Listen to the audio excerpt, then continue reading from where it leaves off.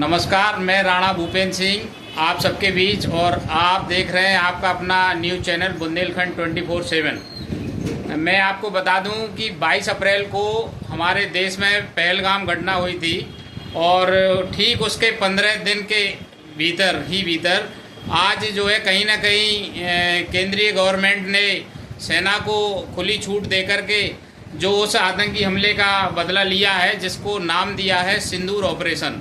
सिंदूर operation से कहीं ना कहीं भारतीयों में एक खुशी की लहर दौड़ी है, उन्हें अपनी सरकार से कुछ आशाएं लगी हैं और इसी संदर्भ में आज हम पब्लिक ओपिनियन ले रहे हैं।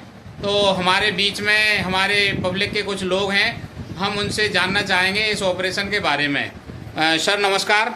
नमस्कार भाई। ये जो सिंदूर ऑपरेशन किया गया है, इस पर आप क्या कहना चाहेंगे? ये ऑपरेशन होना ही चाहिए था, इस तरह का ऑपरेशन जी। सीधे युद्ध से अच्छा है कि आप उन्हें तड़प के मारें, तड़पा के मारें, क्योंकि ये जो है जो अपने देश की अस्मिता हिंदू को चुन करके मारा जी। और उन्होंने एक कश्मीर जम्मू में भी एक हमला किया जिसमें 7 हिंदू मारे गए जी। तो ये तो पाकिस्तान की खुली जो है चुनौती है कि हम हिंदुओं को मारेंगे, हम अपने कौम को बचाएंगे जी। और इसी के संदर्भ में उन्होंने ये 22 तारीख को हमला किया और इसमें हिंदुओं को मारा, हिंदुओं के विधवा किया, उनकी माताएं बहनों को। आज जो रात्रि में स्ट्राइक की जिसमें तगड़े स्ट्राइक हुई, उसमें 9 स्थानों को टारगेट किया गया और सटीक हमला हुआ जिसमें हजारों बल्कि सैकड़ों आतंकवादी मारे गए, उनके अड्डे जी समाप्त हुए और आगे भी इस तरह की स्ट्राइक चलती रहना चाहिए। मैं मोदी से इस तरह की प्रार्थना करते हैं कि आज हमें हिंदुस्तान के लिए उन जैसे प्रधानमंत्री की जरूरत है। तो कहीं ना कहीं इस हमले को जो है देश हित में माना जा रहा है। महेंद्र जी, मैं आपसे पूछना चाहूंगा, इस ऑपरेशन को जो सिंदूर ऑपरेशन नाम दिया गया है, आप क्या कहना चाहेंगे? हम ये कहना चाहते हैं कि आतंकवाद से पूरी दुनिया परेशान है और हम भारतीय भी कई वर्षों से जूझ रहे हैं। तो भारत सरकार ने और हमारी भारतीय सेना ने निर्णय लिया है कि जब तक आतंकवाद समाप्त नहीं हो जाता तब तक हम युद्ध जारी रखेंगे जी। तो ये अच्छी चीज़ है और भारतीय सेना इसमें सक्षम है, भारत सरकार भी सक्षम है। अब मूल जिम्मेदारी हम नागरिकों की भी कि हम भारतीय बनकर जिए और एक जिम्मेदार नागरिक बनकर जिए, क्योंकि हमारे अंदर जो संचालन सही रहेगा, भारत सरकार को उससे मजबूत रहेगी, अर्थव्यवस्था मजबूत रहेगी। बिल्कुल। तो हमें सतर्क भी रहना है, शारीरिक और मानसिक रूप से स्ट्रांग भी रहना है। हम ये मतलब कहना चाहते हैं और जब तक जड़ से समाप्त ना हो जाए, भारत सरकार बिल्कुल हमला जारी रखेगी जी। हाँ बिदौलिया जी, ये जो हमला हुआ है देश में खुशी की लहर है, आप क्या कहना चाहेंगे? हमने प्रधानमंत्री ही इसी मौके के लिए चुना है कि 56 इंच जो सीना मोदी जी का कहते हैं, हमें इसी मौके का इंतजार था कि हमारे मोदी जी, यशस्वी मोदी जी कुछ न कुछ करेंगे और ऐसा करेंगे, सबको चौंकाने वाला हर बार करते हैं।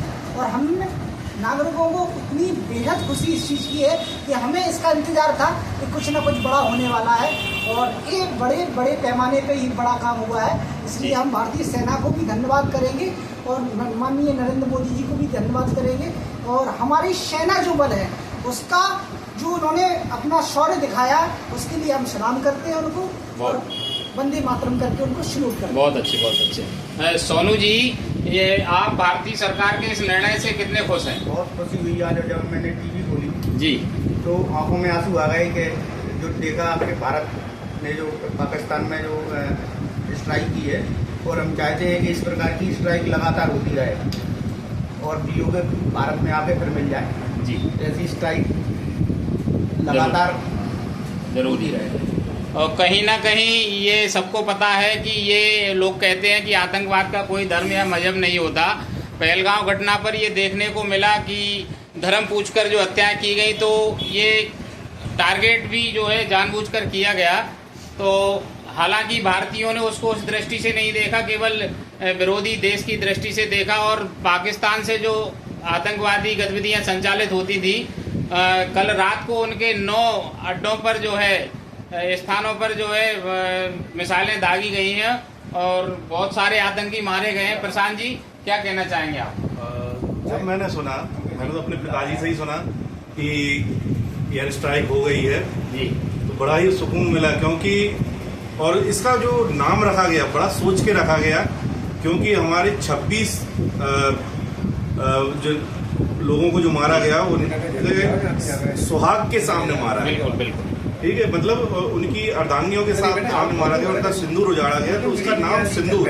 और फिर दूसरा चीज, जब उन्होंने प्रेस कॉन्फ्रेंस भी की, उसमें भी 2 महिलाएं, और वो भी ये दिखाया गया कि जो मारे गए थे वो हमारे ही लोग थे, और जिन्होंने अब अटैक किया है वो भी हमारे लोग हैं, उसमें हिंदू भी थे और मुस्लिम भी थी सभी। ये बड़ी अच्छी थी बात। तो सरकार का साथ सेना जिस हिसाब से दे रही है, और इस बार ये अच्छा है कि सभी जो विपक्षी पार्टियां थी वो भी अच्छे से सहयोग किया, तो ये सब चीजें सभी बहुत ही अच्छी हुई हैं, बहुत बढ़िया, और ऐसा होता रहना भी चाहिए आगे भी। धन्यवाद। डॉक्टर साहब, जैसा कि ये देखा जा रहा है कि भारत सरकार जो भी निर्णय लेती है कहीं ना कहीं ठोस कदम उठाती है और बड़ी गोपनीयता के साथ उठाती है।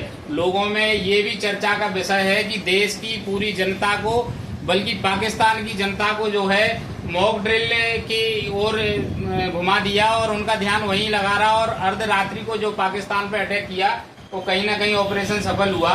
आप इस सिंदूर ऑपरेशन के बारे में अपनी राय बताएं।